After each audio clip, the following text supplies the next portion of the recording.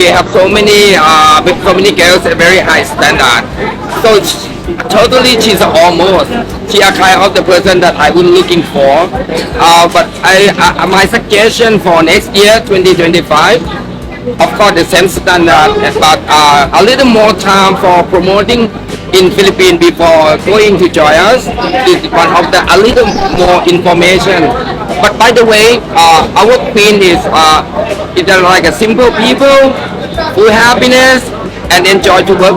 Magandang araw mga kapolitika at welcome back dito sa ating YouTube channel.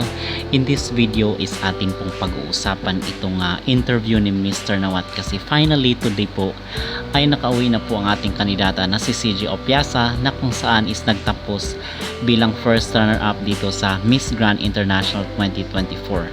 So ngayon mga kapolitika, base po dito sa naging interview ni Mr. Nawat sa mga vloggers ay magtatrabaho daw po itong si CJ Opiasa dito sa Miss Grand International. Pero bago ang lahat ay huwag kalimutang mag-like at mag-subscribe na rin kayo para updated kayo sa ating mga latest issue. So today po, December 7 is dumating na nga po sa ating bansa mula sa Thailand itong ating naging kandidata sa Miss Grand International 2024 na si CJ Opiasa at nagtapos siya bilang first runner-up. So ngayon dito sa pa-interview ni Mr. Nawat sa airport dito sa ating bansa ay sinabi niya na next year daw kung magpapadala tayo ng contestant ay pareho daw ng standard ni CJ Opiasa. So nagustuhan niya, in other words, itong naging performance at representation ni CJ ng ating bansa sa Miss Grand International. At sinabi pa, ang maganda rito sa sinabi ni Mr. Nawat mga kapolitika ay after daw this month, so after na mag-promote ni CJ ng Miss Grand International dito sa Pilipinas ay babalik po siya sa Thailand para sa commitment kasi ang tingin ko dito, ang sinabi ni Mr. Nawat ay bibigyan ng career or bibigyan ng trabaho itong si CJ Opiasa dito sa Miss Grand International Organization. Kasi nakita naman natin doon na talagang malakas itong si CJ sa publiko, especially merong mga taga Thailand na supporter si CJ and in fact nakita nga natin doon sa airport na merong mga supporters itong si CJ na kung saan is hinatid talaga siya papunta doon sa airport sa Bangkok. So nakakaano kasi akala natin is first runner up and then walang gagawin itong si CJ, but here comes na-offeran siya ni Mr. Nawat kasi nga mga kapolitika talagang malaki ang utang na loob ni Mr. Nawat dito kay CJ dahil nga masasabi natin na napasikat ni CJ ang Miss Grand International at willing naman siya nakalimutan yung mga nangyari in the past. So magandang ano po ito, magandang pangitain na kung saan ay si Mr. Nawat ay napapalapit muli dito sa loob ng mga Pinoy. Okay, kasi itong Miss Grand International winner kasi hindi naman natin sa pag-ano, pero para sa atin yung tingin natin ay may pagsisisi ang Miss Grand organization na kung bakit hindi pa ibinigay kay CJ. Samantalang itong si Miss India ay maraming issue ngayon na na-report natin kahapon, yung sinabi ni Miss France na merong attitude issue itong si Miss India and then meron ring issue yung kanilang national director at wala pang bumibili ng franchise ng Miss Grand sa India. So talagang problemado ngayon ang Miss Grand dito sa India. So basically kung andito si CJ ay merong backup kumbaga. Ang masasabi lang natin dito at yung ating personal reaction mga kapolitika ay sana walang maging hidwaan itong first runner up kasi ang kukunin daw ni Mr. Nawat ay yung runner ups and then itong of course itong nanalo ng Miss Grand International 2024 na si Miss India si Rachel Gupta.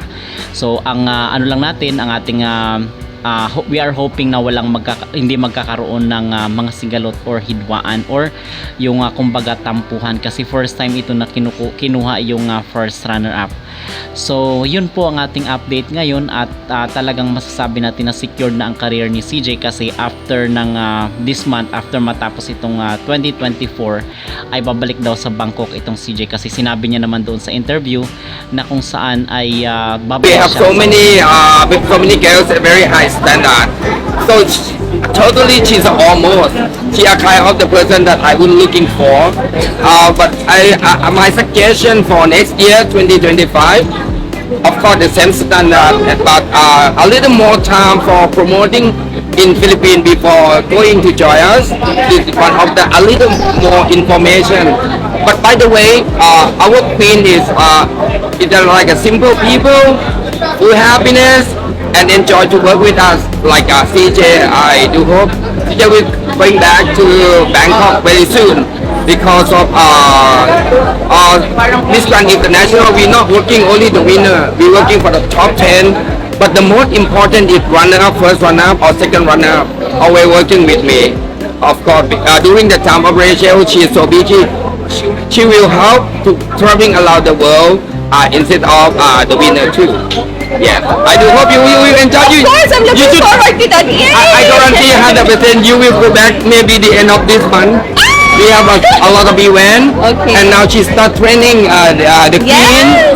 Before she coming, she's so busy. This is the most important. The queen, not just the queen, but the queen must more value and a lot of job, a lot of work, a lot of money. A lot of money. This is Miss Grand International Queen and So yun po ang sinabi ni Mr. Nawat dito sa magiging trabaho ni CJ Opiasa pagkatapos ng buwan ng Disyembre. So babalik itong si CJ doon sa Bangkok, Thailand kasi hindi naman mahirap i-promote ang Miss Grand International, most especially na itong si CJ ay malakis nga yung hatak niya sa masa. At doon sa nakabuo na rin ng mga supporters itong CJ sa Thailand at the same time dito sa Pilipinas. So gamit na gamit itong si CJ ni Mr. Nawat, and at the same time buhay na buhay rin naman ang career ng ating kandidata na si CJ Opiasa. So ano ang inyong magiging reaction dito mga kapolitika, at ano ang inyong magiging opinion sa naging sinabi ni Mr. Nawat na kung saan is bibigyan na ng career or magtatrabaho daw itong si CJ Opiasa dito sa Miss Grand International. Mag-comment down below at huwag kalimutang mag-like at mag-subscribe na rin kayo.